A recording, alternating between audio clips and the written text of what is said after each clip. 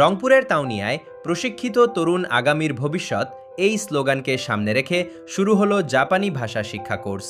জ্ঞানভিত্তিক সমাজ গঠনের লক্ষ্যে প্রতিষ্ঠিত আলোর দিশারি পাঠাগারের উদ্যোগে ৪ মাস মেয়াদী এই বিশেষ প্রশিক্ষণ কোর্সের আনুষ্ঠানিক উদ্বোধন করা হয়েছে। গত বুধবার বিকেল ৫টায় পাঠাগার প্রাঙ্গণে আয়োজিত এই উদ্বোধনী অনুষ্ঠানে বিপুল সংখ্যক আগ্রহী প্রশিক্ষণার্থী অংশগ্রহণ করেন। প্রাথমিক যাচাই বাছাই ও মৌখিক পরীক্ষার মাধ্যমে সেরা ২০ জন প্রশিক্ষণার্থীকে এই কোর্সের জন্য চূড়ান্তভাবে নির্বাচিত করা হয়। অনুষ্ঠানে উপস্থিত ছিলেন আলোর দিশারি পাঠাগারের সাধারণ সম্পাদক ও কাউনিয়া মহিলা কলেজের সহকারী অধ্যাপক মোহাম্মদ হুমায়ুন কবির তারা।